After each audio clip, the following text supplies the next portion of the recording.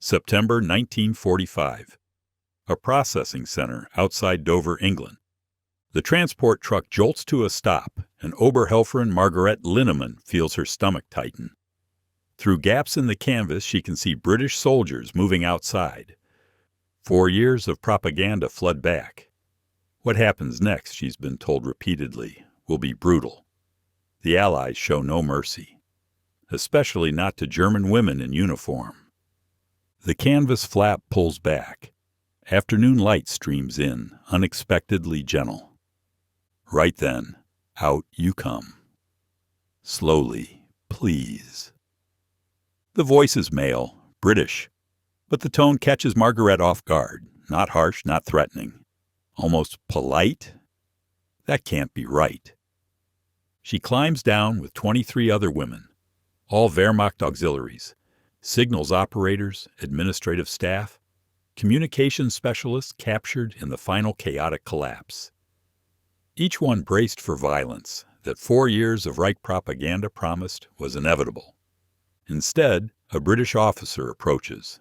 Captain, maybe 30 years old, clean uniform despite the dust of autumn roads.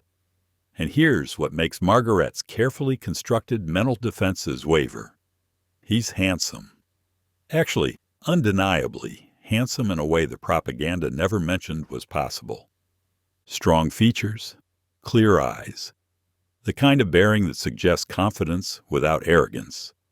He's tall, over 6 feet, and his uniform fits properly, tailored, maintained, nothing like the Wehrmacht's final months when everyone wore whatever still existed in whatever size could be found. "Good afternoon," he says in careful German. "I'm Captain Richardson. You'll be processed here, then moved to temporary housing. Medical examination first. Anyone requiring immediate attention?" One woman raises her hand hesitantly. "My wrist.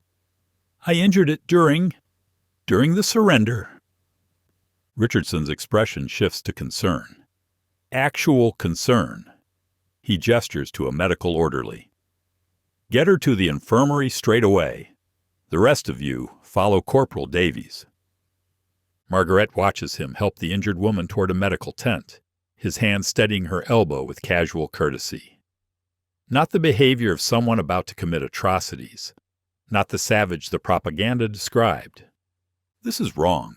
All of it. The politeness, the medical care, the officer who looks like he stepped from a cinema screen rather than a propaganda poster about brutal enemy soldiers. If you want to hear untold stories from World War II that challenge everything you thought you knew, stories where propaganda collided with reality in the most unexpected ways, hit that subscribe button now. These histories matter. Between September and December 1945, approximately 15,000 German women arrived in British custody. Wehrmacht auxiliaries mostly, the Wehrmacht Helferinnen who'd served in communications, administration, medical support across occupied Europe. They came expecting the worst. The Third Reich had been very specific about what would happen to German women captured by the Allies. The propaganda was systematic, detailed, designed to make surrender unthinkable. British soldiers, they'd been told, were undisciplined criminals in uniform. Crude, brutal, motivated by revenge and lacking any sense of honor or restraint. The propaganda emphasized physical appearance too, depicting Allied soldiers as somehow lesser, weaker, less disciplined. The implication was clear. German military bearing, German discipline, German physical fitness represented a superior standard. The enemy couldn't match it. But standing in that Dover processing center, watching British soldiers move with professional efficiency, Margaret realized the propaganda lied about more than just behavior. The processing takes hours. Name, rank, unit assignment, medical examination, delousing procedures. Then showers, hot water, actually hot, the first real shower in months for most of them. The soap lathers. There's enough of it that rationing isn't necessary. Afterward, they're issued clean clothing. Gray dresses, practical, but well made. Undergarments that fit. Shoes without holes. The barracks are basic but clean. Iron beds with actual mattresses, wool blankets, pillows. During the processing, the women can't help noticing the guards. Can't help comparing what they're seeing to what they'd been told to expect. The British soldiers are well-groomed. That's the phrase that keeps occurring to Margaret. Properly groomed in ways that Wehrmacht troops hadn't been for at least a year. Clean-shaven or with neatly trimmed mustaches. Haircut recently. Uniforms that fit and show signs of regular maintenance. But it's more than grooming. It's bearing. The way they carry themselves. Professional, but not harsh. Disciplined, but not robotic. And several of them are, objectively speaking, quite good-looking. Greta Hoffmann, former cipher clerk from Munich, whispers to Margaret during the medical queue, "They're not what I expected." "No?" The one checking papers at the entrance. "Did you see him? That jawline could cut glass." Margaret had seen him. Impossible not to notice. Dark hair, strong features. And when he'd smiled at something his fellow guards said, the expression transformed his face from merely attractive to genuinely striking. "We shouldn't be noticing," Margaret says quietly. "They're the enemy." Are they? Greta looks around at the organized processing, the medical staff, the guards maintaining professional distance. Because the enemy I was warned about doesn't look like this, doesn't act like this, and certainly doesn't look like that. She's gesturing subtly toward another guard, young, maybe 25, blonde, athletic build. He's helping an elderly German civilian woman understand the processing paperwork, speaking slowly in terrible German, but genuinely trying to communicate clearly. That evening, the women are served dinner in a mess hall. Boiled potatoes, cabbage, a slice of corned beef, bread with margarine, tea. Not luxurious, but more food than most of them have seen in weeks. The same rations the British troops receive. They eat at long tables.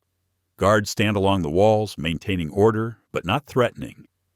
And the women, despite themselves, despite 4 years of propaganda, despite the fundamental wrongness of being attracted to your captors, can't help noticing. "The tall one by the door," someone murmurs in German. "The one with the dark hair." I saw him earlier. He was singing while doing paperwork. Actual singing, like this is just a regular job. Maybe it is for them. Maybe we're the ones who made it more than it had to be. Hilda Weber, former medical auxiliary from Hamburg, is sitting across from Margaret. She's been quiet most of the day, processing her own disorientation. Now she leans forward and whispers, "I keep thinking about my brother, about Klaus. He was captured by the British in North Africa in '43. We got one letter from him before communications broke down. He said he was being treated well, better than expected. I thought he was lying to spare us worry. And now I think he was telling the truth. And I spent 2 years believing propaganda instead of my own brother's words." The days develop routine. The women are assigned work details, laundry, kitchen duty, general maintenance. The work is supervised by British soldiers who are professional. That word keeps appearing in Margaret's mental vocabulary. Professional. Not cruel, not inappropriate, just professional. Corporal Davies runs the laundry detail. He's maybe 40, stocky, with a Liverpool accent so thick the translator struggles. But he's patient when showing them the machinery. Doesn't yell when someone makes mistakes. Brings extra tea during breaks when the work is particularly hard. And he's married, wears a ring, talks about his wife and children back home during lunch breaks, shares photographs when asked. 2 kids, a boy and a girl. His wife's name is Margaret. They've been married 15 years. The women absorb this information, process it, Compare it to propaganda. Promises that British soldiers were immoral, undisciplined, lacking family values. Davies talks about his children with obvious pride. Worries about them growing up during war. Hopes to get home soon. He's not a monster. He's just a man. A tired, homesick man who wants to finish his service and return to his family. But there are younger guards, too. Unmarried guards. And here's where things get complicated. Private James Crawford is 23. Tall, brown hair, the kind of smile that reaches his eyes. He's assigned to supervise the women during their daily exercise period. 30 minutes in a fenced yard, walking, stretching, getting fresh air. Crawford makes jokes, bad jokes usually, that lose something in translation. But he tries to make the daily routine less oppressive, less prison-like. Asks about their families, where they're from, what they did before the war. He treats them like people. That's the thing nobody prepared the women for, being treated like people instead of defeated enemies. And Crawford is attractive. Several women notice. It becomes a quiet joke among them, whispered in German when guards aren't close enough to hear. The brown-haired one? Crawford, I noticed. How could you not notice? Those eyes. We're prisoners. We shouldn't be noticing enemy soldiers' eyes. But we are noticing. That's the problem. Frieda Richter, former administrative assistant from Berlin, admits one evening, I've developed a completely inappropriate crush on one of the guards, the Scottish one who works medical, Captain MacDonald. Several women laugh, not unkindly, but with recognition. The one with the accent you can barely understand, Greta asks. That's the one. He examined my ankle last week. I twisted it during work detail, and he was so gentle, so professional, and all I could think was how handsome he looked when he was concentrating, how his hands were careful and kind. We're all mad, someone else says. 4 years of propaganda telling us British soldiers are subhuman, and we arrive to find this. This encompasses everything. The professionalism, the courtesy, the unexpected attractiveness, the fundamental humanity that propaganda insisted didn't exist. Margaret doesn't share her own observation. The Captain Richardson, the officer who'd supervised their arrival, has kind eyes. That when he does inspection rounds, he asks genuine questions about their welfare. That his German is improving from daily practice. That he's unfailingly polite while maintaining appropriate professional distance. That she's noticed all of this. That she shouldn't be noticing but can't stop noticing. That 4 years of propaganda are colliding with present reality and reality is winning. In November, some restrictions loosen. The women are permitted supervised outings, church services in the local village, walks through the surrounding countryside in small groups with guards. During one of these walks, Margaret's group is supervised by Lieutenant Hastings. He's perhaps 28. Studied history at Cambridge before the war. He mentions this when they pass a Norman church and someone asks about its age. Hastings talks about architecture while they walk, about how this church survived centuries while empires rose and fell, about continuity and survival and the strange resilience of things built to last. One of the women, Elsa, asks him, "Why are you being kind to us? We were your enemies." Hastings considers the question carefully. Were, past tense. The war is over. You're prisoners now, yes, but the Geneva Convention requires humane treatment. More importantly, basic decency requires it. You're people. Defeated, captured, far from home, but people. Why would we be cruel when kindness costs nothing? But the propaganda lied to you, Hastings finishes, as it lied to us. We were told German soldiers were fanatics who'd fight to the death. Most weren't. Most were conscripts trying to survive. Same as our soldiers. Propaganda lies to everyone because truth makes war harder. They walk in silence for a while. The English countryside is beautiful in autumn, rolling hills, hedgerows turning gold, the particular slant of November light that makes everything look softer. "You're all very—" Elsa stops, searching for words. "You're not what we were told. The soldiers, the guards, you're all very proper, well-groomed. Some of you are quite—" She trails off, embarrassed. Hastings smiles slightly. "Quite what?" "Nothing." "Never mind." But Hastings isn't stupid. You were expecting brutish criminals in uniform. Instead, you found professional soldiers who maintain standards, some of whom happen to be reasonably presentable. Elsa's cheeks color. "That's not— I wasn't—" "It's all right. I imagine it's disorienting when reality contradicts propaganda that thoroughly. You were prepared for monsters and found ordinary men. Some old, some young, some married, some not. Some handsome, some not. All just trying to do a job and go home eventually." He pauses, then adds, "For what it's worth, you're not what we expected either. We were told German auxiliaries would be fanatical ideologues. Instead, we found tired women who'd been conscripted into service and wanted the war to end. Propaganda lied to everyone." That evening, back in the barracks, Elsa recounts the conversation. The women discuss it quietly, processing these collisions between expectation and reality. "They're just men," Greta says. "That's the thing we weren't prepared for. They're not monsters or savages or any of the things we were told. They're just men doing a job.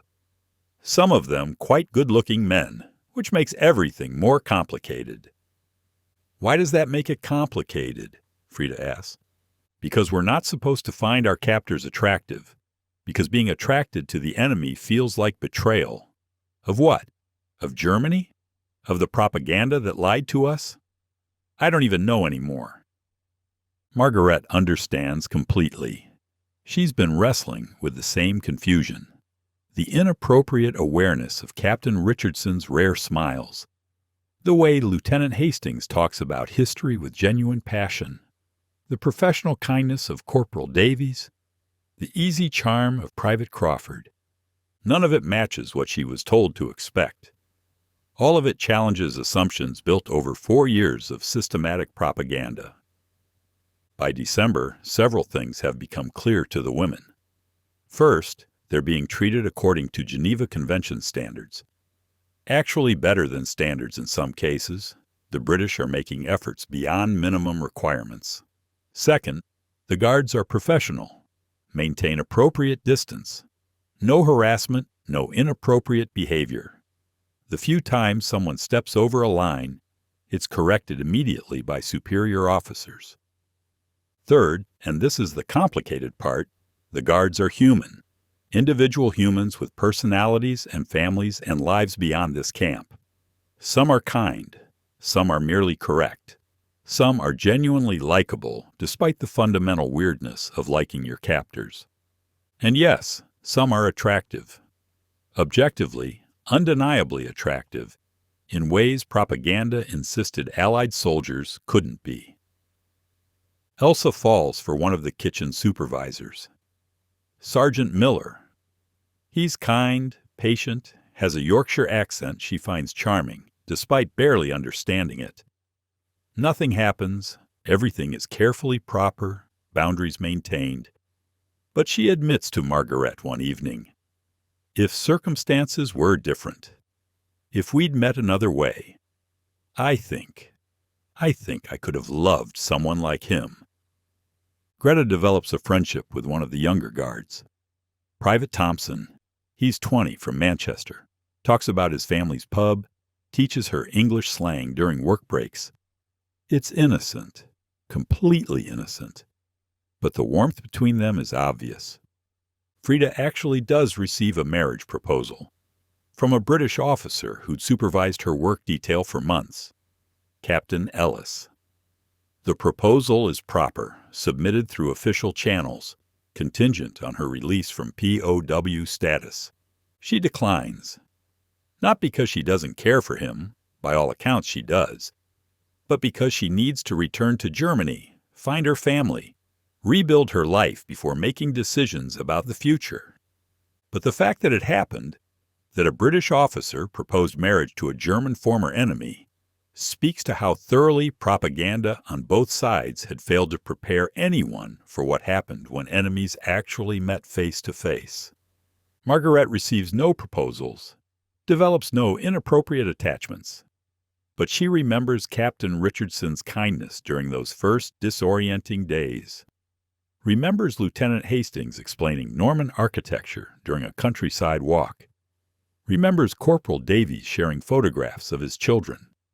Remembers that the enemy turned out to be nothing like the propaganda promised, that British soldiers were professional, well-groomed, disciplined men, that some of them were handsome, that many of them were kind, that all of them were human.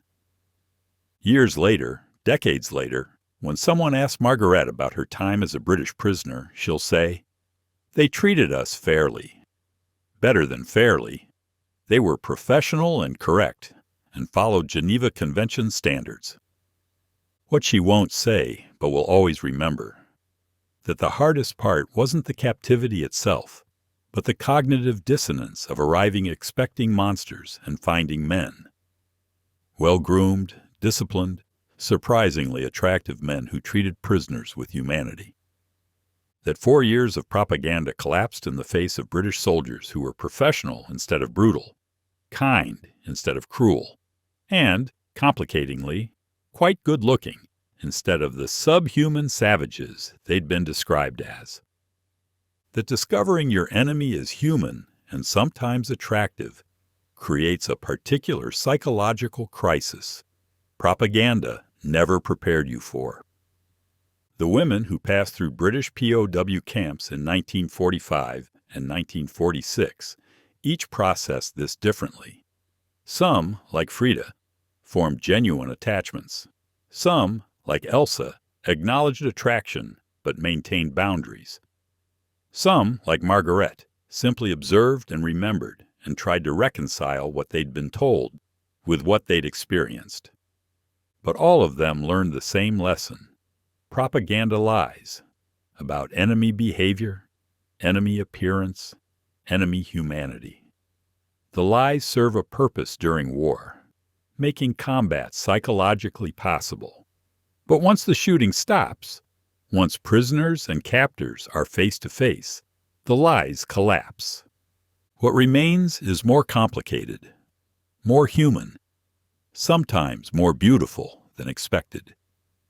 British soldiers maintaining standards despite 4 years of war, treating prisoners correctly, being professional, disciplined, well-groomed, being individuals with families and hopes and lives beyond the war, being, sometimes, quite handsome, in ways nobody had warned these German women was possible. The propaganda promised monsters. Reality delivered men. That gap between expectation and experience changed how these women understood everything. About the war, about the enemy, about the lies they'd been told. Some of those realizations were painful. Some were liberating. Some were complicated by the unexpected awareness that your captor has kind eyes, or a charming smile, or treats you with a courtesy that makes you question everything you believed. War is simple. Enemies are monsters. Victory is glory. The propaganda makes it simple. Peace is complicated. Enemies are human. Defeat reveals that both sides were lied to. That reality is messier and more nuanced, and sometimes more attractive than anyone prepared you for. The women who discovered British soldiers weren't monsters, who couldn't stop noticing that their captors were well-groomed, professional, sometimes handsome men, carried that knowledge forward, shared it with families, passed it to the next generation. The lesson: don't believe the propaganda. Don't assume the enemy is subhuman.